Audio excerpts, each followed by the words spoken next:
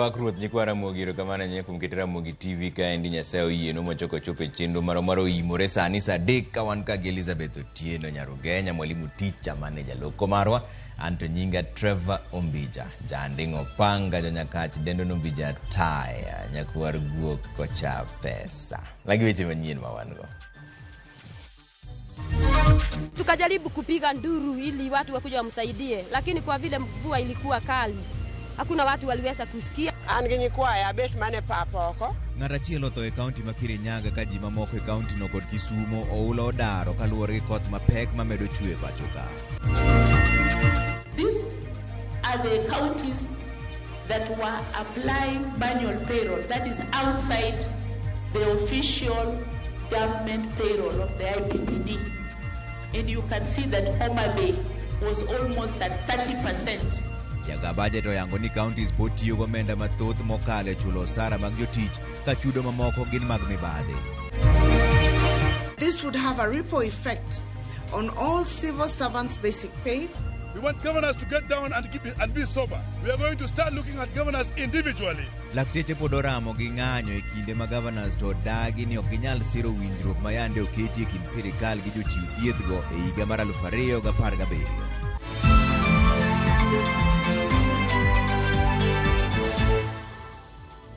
Ero kamano kuom riwori kodwa kaendi. Kwand jogo mawito ngimagi e masira mar oula medore ka e kaunti ma Kirinyaga miyo moro ne otho bang' oula ywere e kinde mane otemo kala aora Thiba masani koro pong' kaluwore gi koth mapek mamedo chue e kor gwenge ma pacho kaendi. Kaka jafwambo marwa e kaunti ma Homa Bay Ali Abich lero, moko kuom jodak ma sub kaunti ma Nyando bende sani oula odaro e miechgi bang' aora Nyando muomo nyaka e gwenge makono.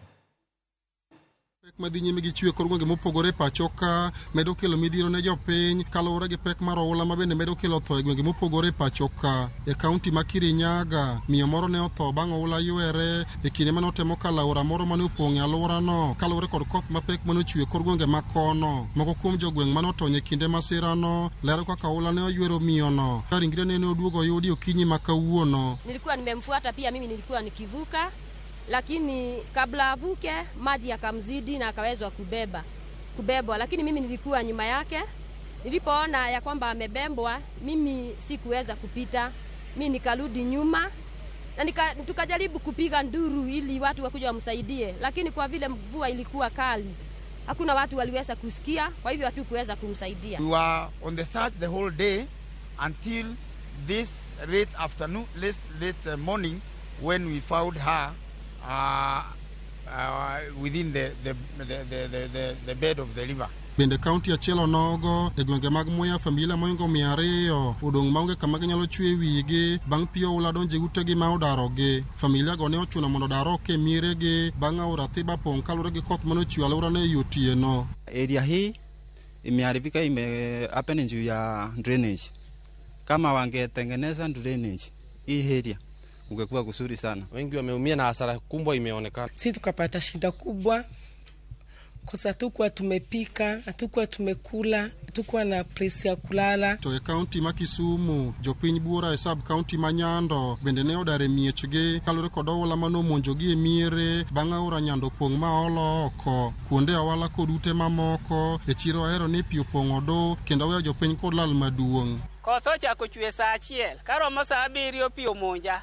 Awuok e ot gi nyithinda te, ot bol watan chiliel. Akwayo sirikal nokonya. Ochwega pile to kawuono omuomowa. Mwaneno tek gi kodhne nikech pi opong' ma kaka watim onge.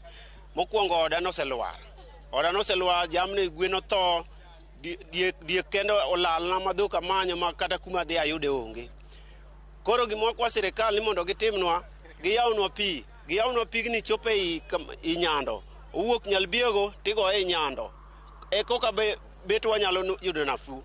Pi omonjo wa saa 8 otieno ma ute 2 mag yawuota osegore piny.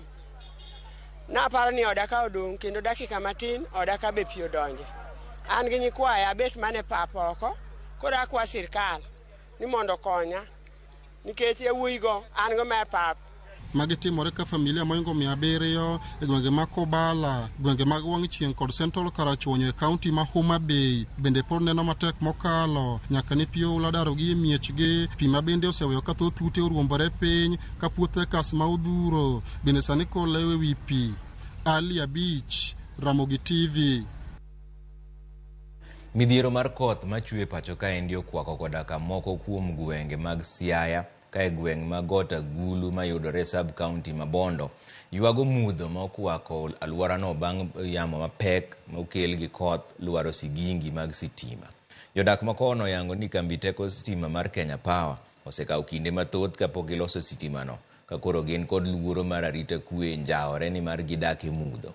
Gimedo ni tijegi ok nyal dhi nyime kaachiel kod chenro mag osiptende kod sikunde mayudore e gwengego nikech onge mar teko sitima ka koro gikwayo kambi keyo teko sitima Kenya Power mondo riwre kod migawo mar weche apaya e yudo kaka ginyalo duoko sitima. Stima ne opodho gimoro 3 weeks back to noluar e pi ka poles gi noluar e pi.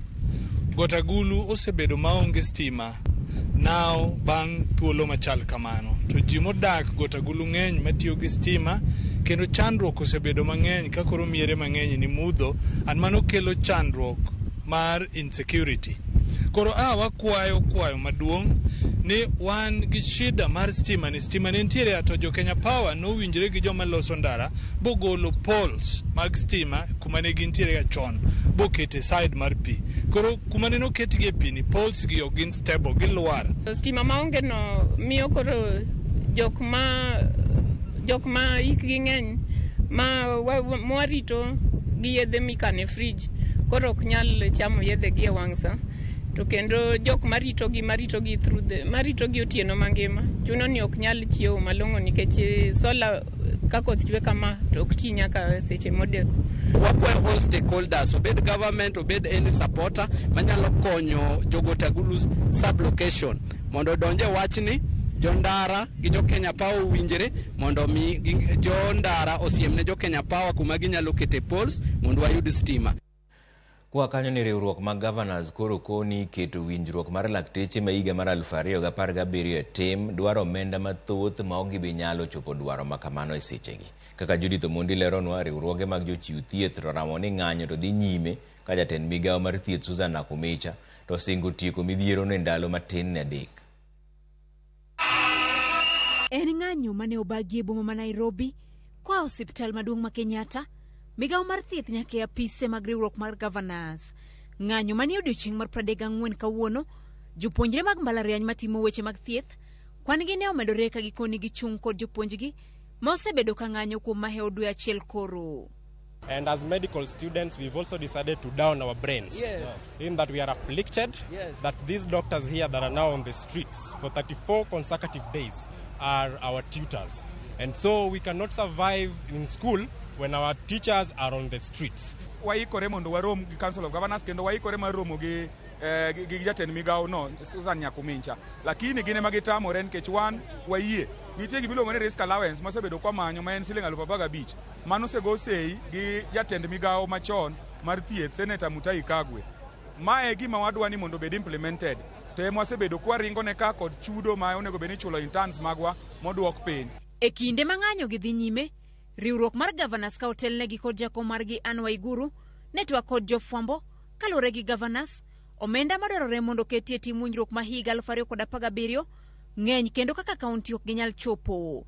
Pod giramo ni mana ka omedgi omenda kawuok e piny owacho mamalo ok gibi keto e timo girimitigo. In the event that the national government agrees to the implementation of the CBA, we would like to bring to the attention of the national government and the public that this would have a ripple effect on all civil servants' basic pay and will therefore require additional allocation of resources to county governments to be able to carry out this task. Weche ma owit kod jagoro maduong' mar KMPDU makoni governors ok bibuogogi kod dokie tich. There is no amount of chest stamping from the governors that will make us cow and go back to work.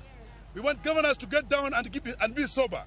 That they know that they were elected by the people. Yes. And it's the same people who can take them out. We are going to start looking at governors individually and start doing petitions to look at those who are not taking care of health care instead but are just pilfering funds from the counties. We are tired of being mistreated by governors, and we are insisting that as much as healthcare is devolved, healthcare cannot be there without health workforce. Riwruoge mamoko kaka makedo ne ratiro mag oganda, Kenya National Commission on Human Rights, kwayo sirikal mondo chop kare dwaro mag lakteche kaluwore gi chike mapachoka ka riwruok mar jolony weche yedhe bende koni piny owacho winjo we buogo lakteche ka gitiyo kod obila. Jatend migawo mar thieth Susan Nakumicha e twak mar e kaunti ma Kajiado to chal ka gima mbeko tol kaka ndalo medo sudo. Nakumicha koni gini e twak kendo bang' ndalo 2 gibiro bedo kod duoko makare. I want to assure you and assure the public in Kenya that as a government we are working round the clock to ensure an amicable and lasting solution is reached. This situation is going to be in control, if not tomorrow, in the next few days. Odiochieng' ma keny lakteche duto kama oriwo mag ute thieth mag ji giwegi romo boma ma Nairobi ka doho bende owinjo gol ng'eto ma ogik e bura mar ng'anyo bang' miyo sirikal kod lakteche ndalo 14 mag twak. Judith Omondi, Ramogi TV. Jaga budget mar sirikal Margaret Nyakango ywak ni counties tiyo kod omenda mathoth e chulo jotije mag osara kod omenda mambalang'. Nyakango mane lusi galamuro mar duoko piny omenda ma sirikal tiyo godo e chulo osara nowacho ni counties moko bende pod chulo jotich osara gi register machon. Chris Owino nigi ler mar wachni. E odiochieng' mar 2 mar galamuro ewi kwan omenda ma sirikal tiyogo e chulo jotije mage osara ka ipimo kod yuto mage, jachan budget maduong' mar sirikal Margaret Nyakango ywak ni counties tiyo kod omenda makore lach e chulo osara kendo weyo omenda mapuot ne weche mag dongruok.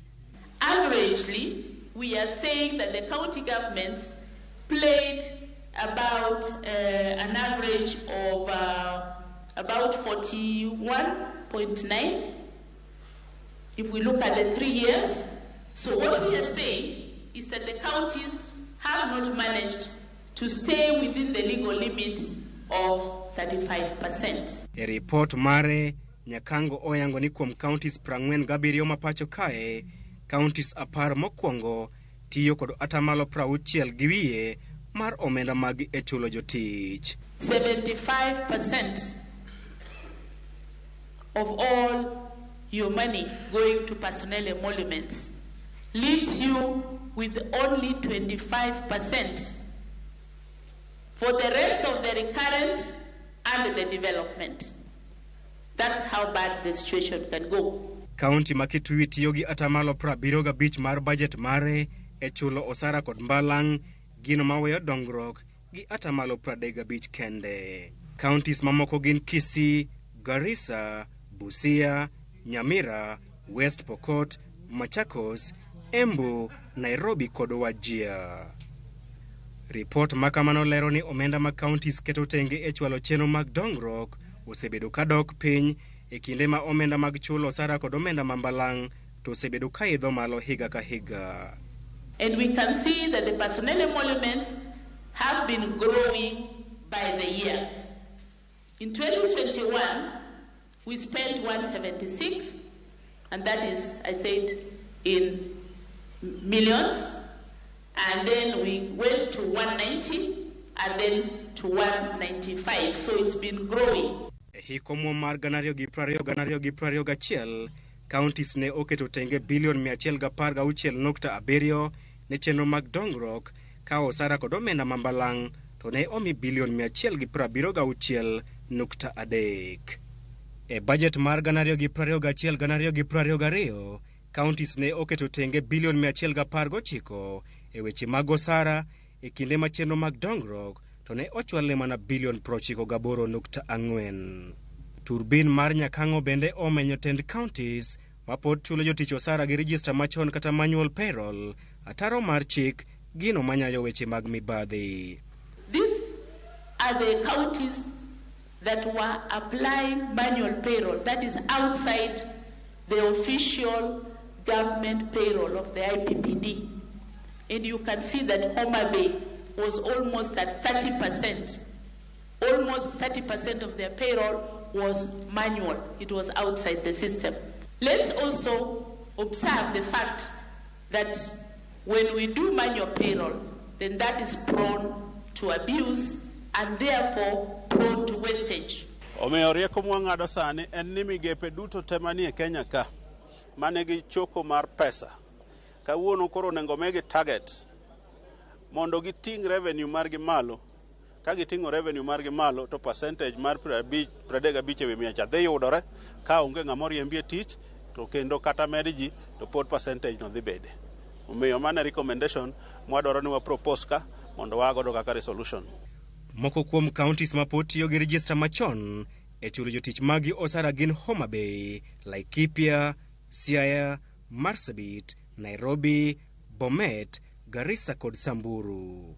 Galamoro makamano madhi nyime karomo mar Bomas of Kenya idhi loro chieng' tich adek kod jatend piny William Ruto. Jachan budget maduong' mar sirikal Margaret Nyakang'o oywago omenda makore lach ma sirikal mag counties tiyogo e chulo omenda mambalang'. Chris Owino, Ramogi TV, Bomas of Kenya, Nairobi. Komiti mar od bura marango weche mag tudruok gi pinje maoko odagi puodho Charles Githinji Keiru kaka jambetre mar Kenya e piny DRC. Komiti no motelne gi jaod bura Nelson Koech opuodho ji mamoko 25 manyocha ochwal nyingegi gi jatend piny Kenya William Ruto ne lemo mag mbetre. Kata kamano, Githinji oweyo oko bang' yangore ni oonge kod lony moromo miye lemo no. Komiti no ochwalo ripodno ne od bura mondo koro obi ogoye mbaka kapok ochwale ne jatend piny Kenya. I, Charles Githinji Keiru. What your understanding of the GDP is? The growth, the current population and the escalation of the population of that country. Odhi mbele gi weche mopogore ka ni jopur niang' mowuok e alwora ma Nyanza, Imbo mar Kenya kod Hoho mar Okak koro mako bura e doho mar geng'o piny owacho kikom sukari ka wuok e pinje maoko. Kokalo kuom okil kamaloka margi Edgar Jeji gidwaro ni doho owit oko oboke mane ogol kod jatend migawo mar omenda Njuguna Ndung'u madwaro ni Kenya onyiew tan 250 mar sukari ka wuok e pinje maoko. Ginyiso doho ni piny Kenya kokalo kuom kembe rego sukari ni kod sukari moromo kendo kang' mar golo sukari ka wuok e pinje maoko biro thiro yuto mar jopur niang' ma pacho ka. I've been instructed by the Kenya Sugar Farmers Association to come to court on their behalf to quash some of the decisions which have been made by the Cabinet Secretary for Treasury and National Planning and the Cabinet Secretary for Agriculture, which decision was made irregularly and without consultation of the relevant stakeholders. Hata ingawa uchumi inasemekana inatengenezwa, haiwezi tengenezwa kupitia wakulima kufinywa. Alafu allow cartels wa few individuals wakuja wa benefit. Ikiwa hii kesi ambayo tumefile haitaenda through, then the position millers wajue ni kwamba hatutasukuma miwa hata moja katika kampuni zao. Kama ni waoga watuambie. Ni waoga they don't want to lead us, au kama wanajali tumbo yao peke yao watuambie iko namna gani. Jopur nyoche chulo siling 6,000 gi 50. Be nyocha duok nyaka siling 5,000 gi 900. Kendo nyocha ako duoke nyaka siling 5,000 gi 100. Kumano luoro manyo gin go nyen gazetment ma sirkal ni utimo mar kelo sukari moa oko. Eni samora mora ma sukari ma oko kel to nengo mag niang' nengo mag sukari wagore piny kendo nengo niang' dok piny. Wan kod sukari maromo tan 200,000 mane stores mag kambe wagi monego usi mondo chul jopur. To kama oko chobiro to onge kaka kinyi biro chul jopur. Director machon mar kar hemko mar historia miluongo ni National Museums of Kenya Mzalendo Kibunja kod achije mamoko adek owe thuolo kod rambun mar siling milion 5 ng'ato ka ng'ato. Kane winjo burano, jang'ad bura Victor Wakumile onyiso achijego mondo kik donjre kod joneno kendo gichiwo obokegi mag wuoth ne doho. Ji 4 go itudo gi ketho mar tiyo arietha kod omenda mag piny owacho mane ichulo gi osara kod ketho mag tiyo marach gi apisi e kind mamoko bende. Burano koro ibiro winji kendo tarik 2 dwe mar 6 higa montiere. Mr. Nana, was your client employed by the TSC or something? We start interpreting this one in Swahili. I do not know the equivalent of Paswa di yumoro machuok taneno kuse urote maguka endi Ramogi ma endi en wuod Nyakobura Ochuka Derrick Chieng ka wuok Chemelil Guliago village. Wakwayo jogo malwetgi mor mondo kony jogo mayudo chandruok mar oula kik girit nyaka ji tho wit ngimagi eka koro gibiro kelo msaada. Makamu mekani Kisumo kanyo wacho ni yiero mar ODM machako tarik 27 ni wabiro time consensus nikech ka watere pap to jo UDA bro donje chama. Alright, neno ka ntiere Ramogi TV an wach malit ni lakteche ng'anyo to sirikal olinga ma Pastor Omondi otiche mar game onyinyore. Bas wadhi yuyo machuok kwaduogo to podon weche manyien mobiro kelo iri kaka gidhi mabor ahinya.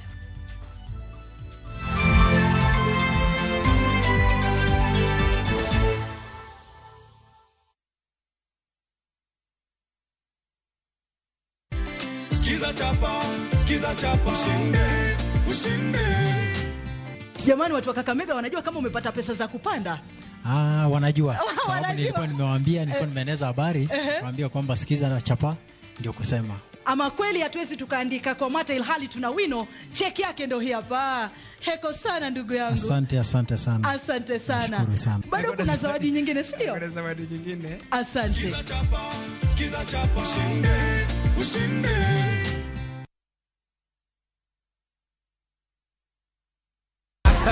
Win big in seconds. Shabiki nikajaribu mara ya kwanza nikaeka shilingi 100, kaliwa hiyo 100, nikasema nikakufa moyo. Hii mara ya 4 nikaeka shilingi 100, kaona napanda yapanda ikafika 500,000.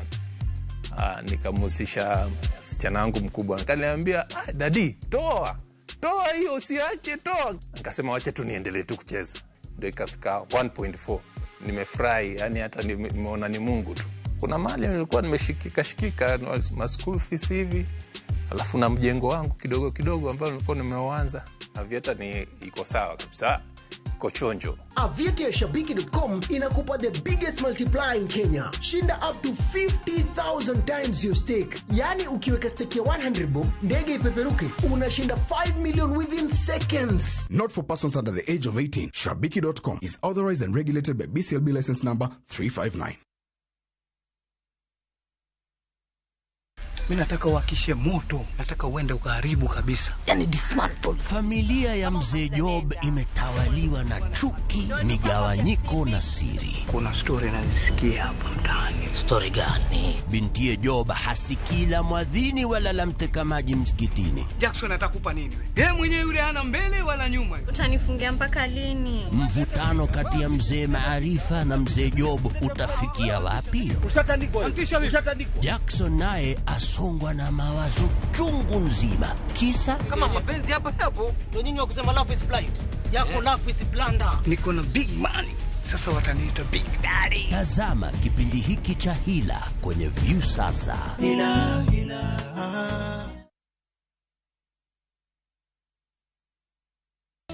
Gonga ni rahisi na washindi ni kibao. Kucheza ni rahisi. Ingia kwenye www.gongagonga.com, register na nambari yako ya simu, kisha uweke deposit yako kupitia M-Pesa. Kuweka beti yako, chagua stake yako, weka beti yako, kisha uanze kugonga, ushinde pesa taslimu papo hapo. Kumbuka, mchezo ni rahisi na washindi ni kibao. www.gongagonga.com. Hairuhusiwi kwa walio chini ya miaka 18. Imesajiliwa na BCLB number 359.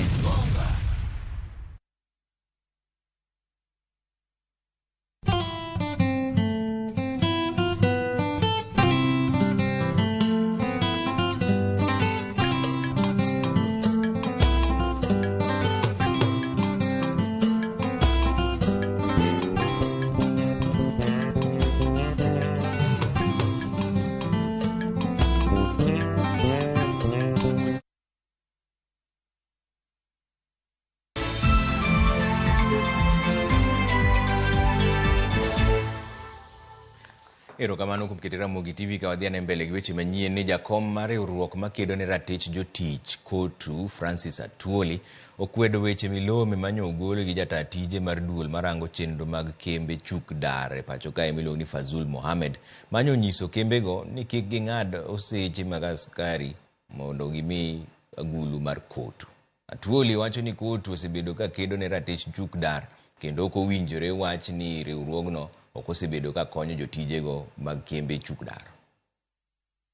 Called Fazul to us is a non-entity. He has never held any responsible position either in employers organization, the Federation of Kenya Employers Organization, or authoritative position in the government for that matter. With all these reports out of him, these reports, if you sum up with these reports, one from Ethics and Anti-Corruption Commission, which are live, he has 5 cases with the Ethics and Anti-Corruption Commission. The government is not going to take action against this boy. We are going to institute private prosecution for impersonating, because he's trying to impersonate as if he can. Riwruok mar jood bura mamine mokelo kanyakla mag Azimio kod Kenya Kwanza okone jatend migawo mar thieth Susan Nakumicha mondo chiwo kumba mar Linda Mama mar konyo mine mayach e kinde ma gidhi nyuol e osiptende. Kane gilose laro mar od bura kotelnegi kod jaod bura Masuba South Millie Odhiambo, gikoni mine sandore sani e osiptende ka gidhi konyore nikech chenro mar Linda Mama pod sirikal ochungo. Madam Nakumicha announced that Linda Mama is no longer going to be effective, and the new card that the government of Kenya is working on is going to be effective in July. That leaves a serious gap, and that is a gap that is actually subjecting our mothers and our newborns into serious pains and agonies. Ni mine manose tingo ich mane nyuol kiny manyuolo rucha manyuol dwe manyien Nakumicha nyalo konyo gi mondo chungne gi muoch kik bi muocho rit dwe mar 7.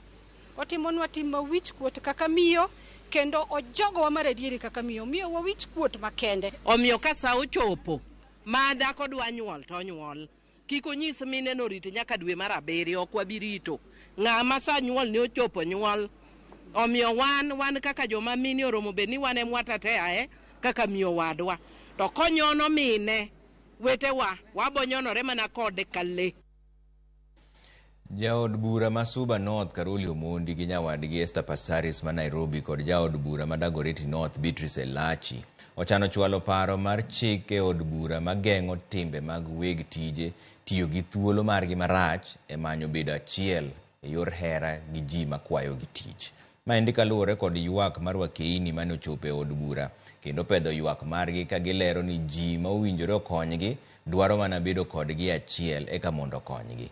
Giywak ni mondo keti chik mabiro miyo gi ageng'a kendo biro neno ni ji madwaro resruok kod konyruok mamoko ok ochun gi timo richo.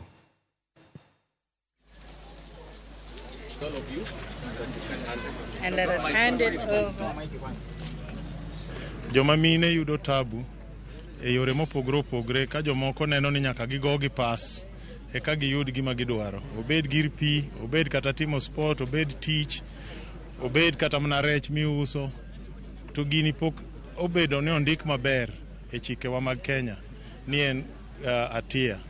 Koro wadwa ni wakete buge chike ni kiketo ikawo ng'ama miyo tichuno mitimo ne gima kamano kokimiye gima dwaro mani itimo richo. Any which way we want to ensure that within the year 2024, sextortion will be a criminal offense in our penal code in Kenya. We recently heard sex for a shot at sports, sex for tea, for grades, for pads, for you name it. It has literally permeated every layer of our society. We must ensure that amendment is there.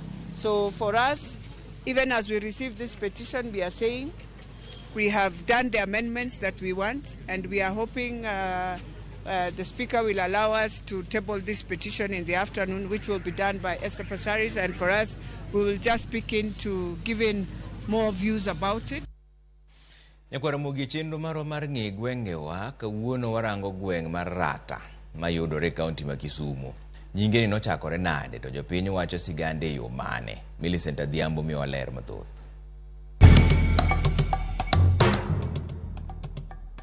Mana kamano Nyakwara mogi arwaki kendo ni machiegni e telo machielo e chenro ni mar ng'e gwengewa.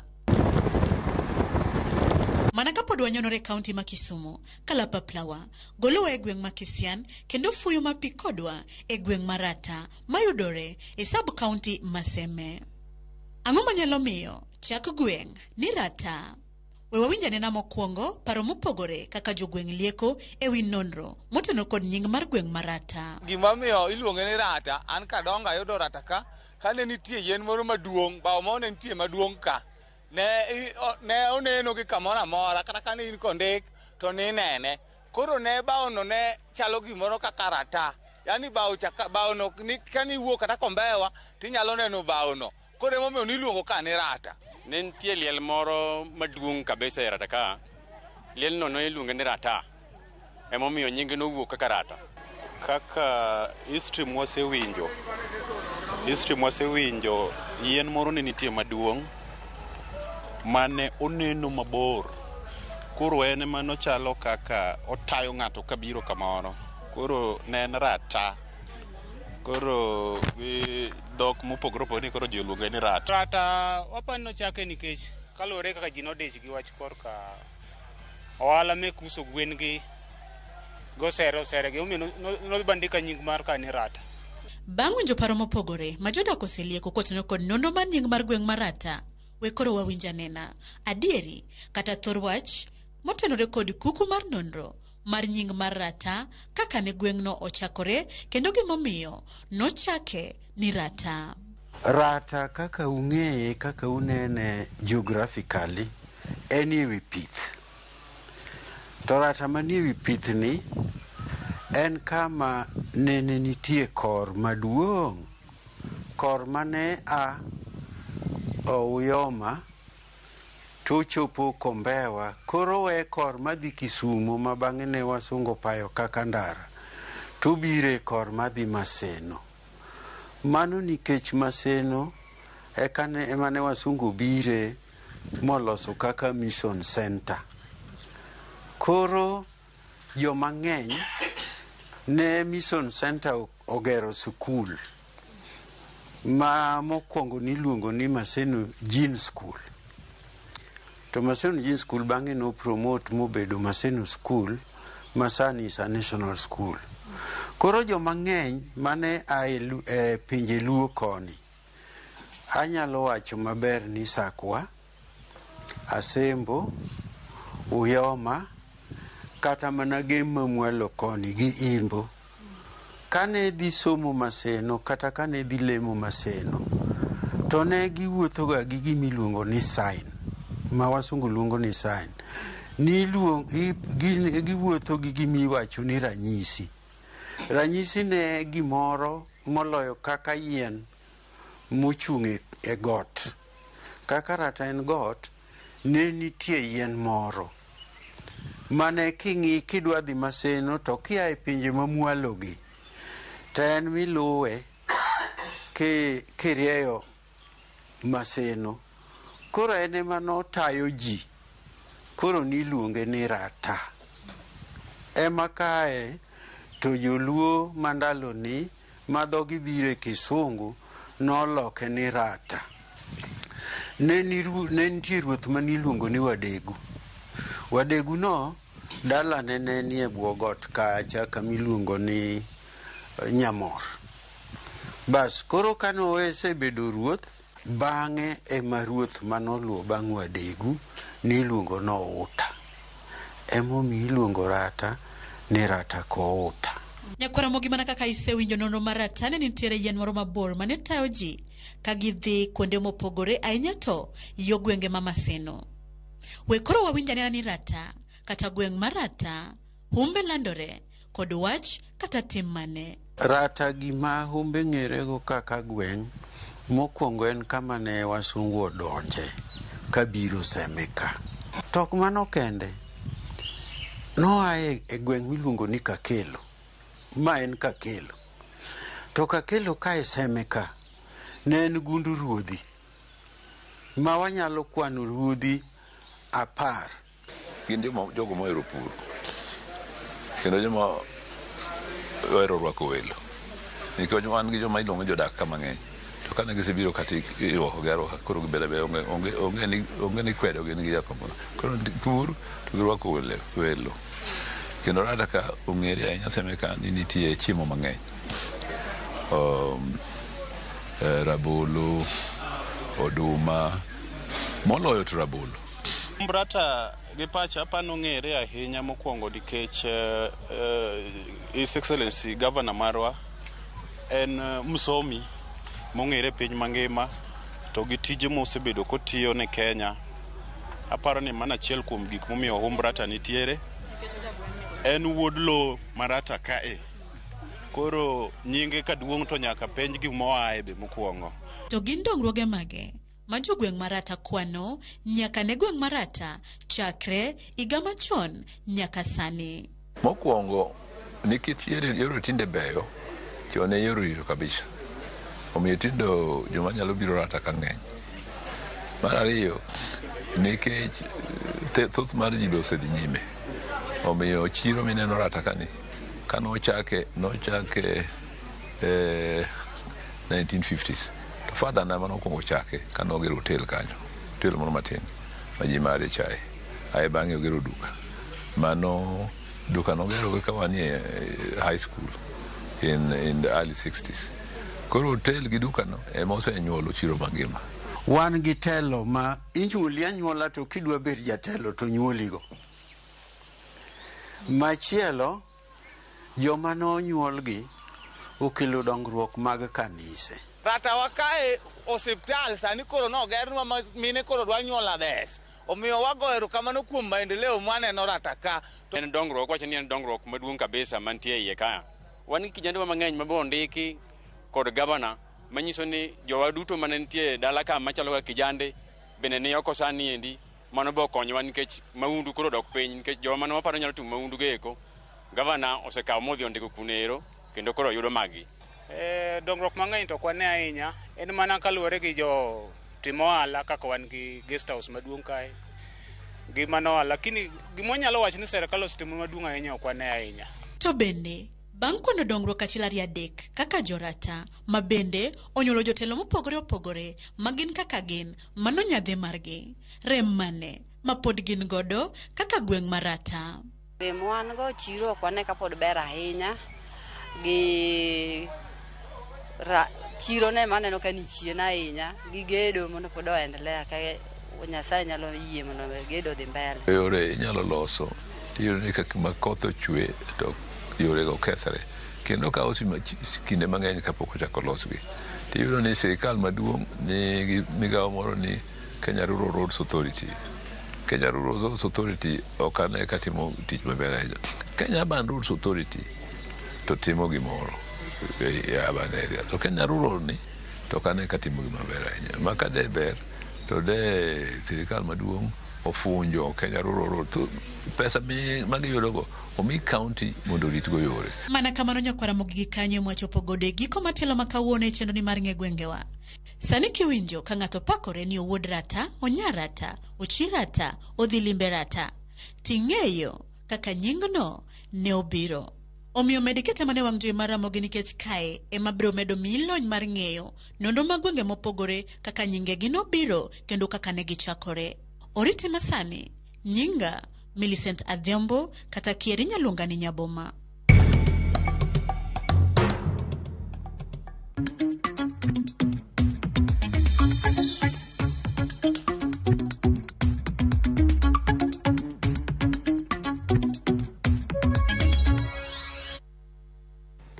Wachaka ni weche mag ohala ni grube mag mond liete maromo 16 e kaunti ma Migori oyudo jol kod omenda maromo milion 4 kowuok kuom riwruok mar Dorcas Rigathi Foundation ka otenore kod Agnes Ochilo Foundation ma gidhi tiyo godo e pith mar rech. George Juma nigi ler mar wachni. E bwo chenro ni mar pith mar rech ma isiro kod riwruokno mar Dorcas Rigathi Foundation ka otende kod Agnes Ochilo Foundation kod piny owacho mar kaunti ma Migori. Grup ka grup dhi domenda maromo gana 150 magidhi tiyo godo e chenrogo mag pidho rech. Grube gi mag mond liete kuongo yudo tiegruok ka ukuma pisas mawuok e migawo mar pith rech e kaunti ma Migori ka koro pok omigi omendani mar pidho rech. Our fisheries department led by our chief officer has taken the ladies through the process of fish farming. They've been taught how to take care of the fish, how to put up the fish ponds, and even how to market their fish. So we saw it fit that today we come and hand over the checks to them. These are groups that are already established. Jod Governor ma Migori Agnes Ochilo mane wuoyo kinde mach omendani ne wani chenro ni dhi ting'o malo nweng'o mag mond liete ma osebedo kojwang'. Owach ni pod giloso chenro mamoko mag jolo gube moko mag mond liete ma bende okoyudo kony e bwo chenro ni. Is a very small figure if you consider what we have in Migori, but I'm also happy to let you know that our county assembly has already approved some grant that will be given to the women. The women will have a choice of what they want to do. Some will continue with fish farming, some will do other things. So this is not the only money that is available for women empowerment in Migori. Mond liete manoyudo omenda ni mar pidho rech wach ni koro giikore mar timo pith mar rech mondo koro ting' malo nweng'o maggi, ka giwacho ni thothgi osebedo kod pek e yudo nweng'o. Aneno ka wadhi yudo konyruok e rech mwadhi pidho ni, nikech kuom rech ni wadhi yudo pesa, wanyalo puonjo nyithindo, wadhi chiemo, wanyalo bedo gi thuolo mar yudo ohala mamoko kuom ma. Ok wadwa goyo mama piny, kech en kaka mama ong'eyo ni chiemo dwarre ot. Mond liete gin joma osewe chien ahinya. Mama Agnes okelonwa ni koro nwaneno ni ber mondo mi wadonje pith rech. Pith rech kae nwaneno ni dhi konyowa sawa sawa nikech ni wasebedo ga kwa puro koro wadhi temane gi pith rech ni. Apisa maduong' e migawo mar e kaunti ma Migoyo Jojo Chola wach ni gibiro dhi nyime mar jolo grubegi ka ging'ado ne girieko kaachiel kod miyogi chiemb rech kod kony mamoko. Ne wawuoyo gi jo ABDP gi kendo ko gikonyowa e gero cold storage nikech wayudo ka rech medo pidhore to rech en gima kikayo ni pap to ka piny gi kodhiambo ka ok ikane maber to osekethore. Jogi dhi konyowa weche mag gero cold storage e chirni ma kuonde moyier kaka Migori, Awendo ka to kod Rongo. An kaka budget marwa kaka county wadhi gero moro Isebania, wadhi gero moro Uriri. Owacho ni rech nitiere kod chiro maber e kaunti ma Migori nikech nok mantiere ka bendo ji oganda mondo koro pidh rech. Rech to nyaka sama wuoyo ni endi production pod ni piny. Pod ni piny nikech demand mar rech medo dhi malo. Tiyudo ka demand dhi malo to production tend to be low. Migori kama ngima wan gi farmers 1,300 ma wasemulo ngima gi man gi ponds gi kendo mosemi nyithi rech. Kendo ma kata kony ma koro donjo ni dhi supplement ahinya weche mag pond mag pidho rech ka. Mond liete obedi nyaka sani koyudo konyruok mar jolwechego mag pidho rech e kaunti ma Migori. Wach ni gisebedo kod midhiero mathoth to ahinya yorego mag nweng'o ka dwaro margi en ni piny owacho koro med bedo kod chenro mopogore opogore koro nyalo jologi e chenro magi mag nweng'o e kaunti ma Migori. George Juma, Ramogi TV, Migori.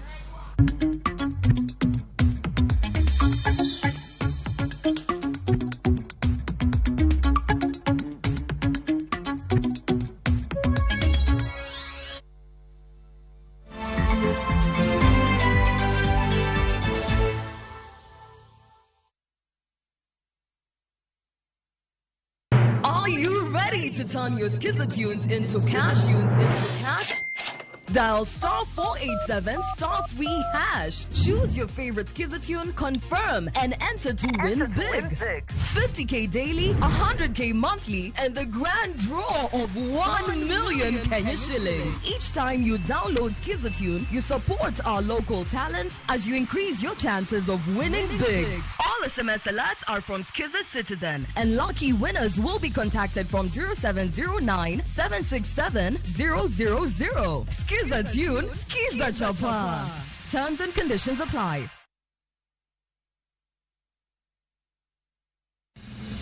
Chieng' tich adek ka tich adek en oketho piny to pod ogo kwe. Ji dhinyore te kanyo kar jopiny. Magi duto yudore mana e Ramogi TV. Yani ene ubiroga bora ne ubiro to otengo abiro timo numa gima abiro timo okono timo jo Kenya bu usaol gi wuond ma pile pile buch jopiny to nitie kuonde moko bende japiny mane ogolo lo mondo los go kembe gi eki ni sani koro kembe go eki ibro usi maduonde japiny ok uwinji e od bura miluongo ni Parliament. Nyinga Trevor Ombija jandingo panga jo nyakach dendo Ombija tai nyakwar guok kocha pesa. Tich adek saa 3 otieno kik bai.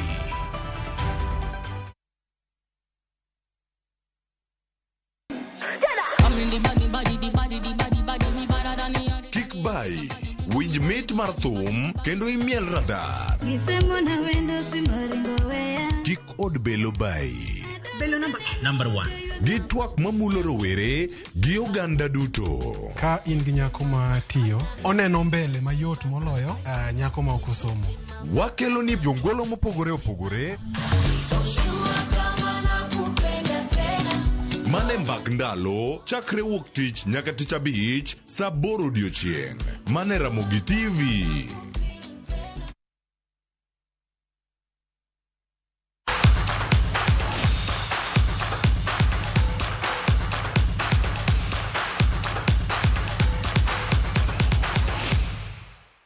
Donjo donje mag tuke ni Edmond Omondi biro bedo kapten mar tim mar rugby jotugo ma higi ni piny ne 20 e piem mar rugby under 20 trophy mabiro bagi e kind tarik 10 gi tarik 28 dweni e boma ma Harare mano mani Zimbabwe.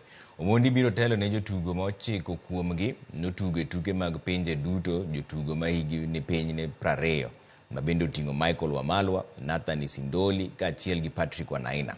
Tim no bendo tingo ji 19 mabiro tugo e thuolo mokwongo e tim Kenya ka kwane gi timbe mopogore e lig ma pacho kae ndie. Simon Jawichre biro bedo kocha mar tim Chipu kikonye gi team manager Philip Wamai.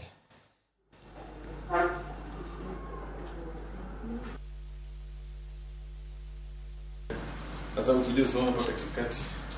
Yes. Next time we'll tuongeza kasiro.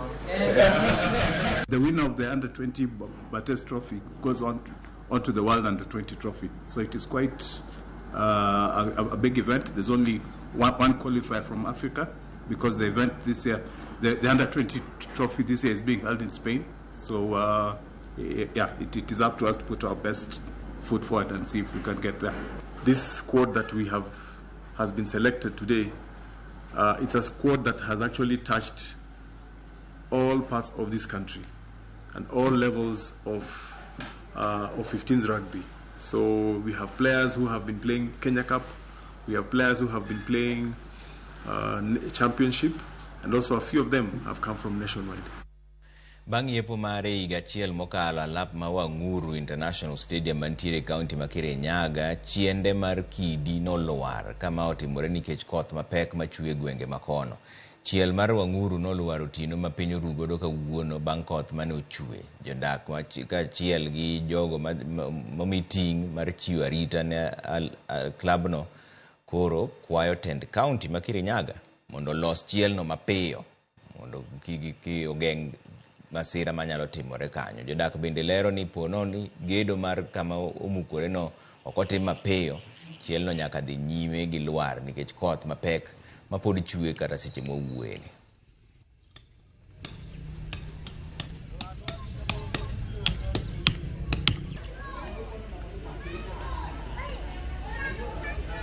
Jana tuliweza kushuhudia mvua kubwa ambayo iliweza kubomoa ukuta ya hili jengo la Wanguru Stadium, ambapo hiyo kitu hakuna mtu tunaweza laumu, ile tu kadri venye baraka zilizidi za mvua.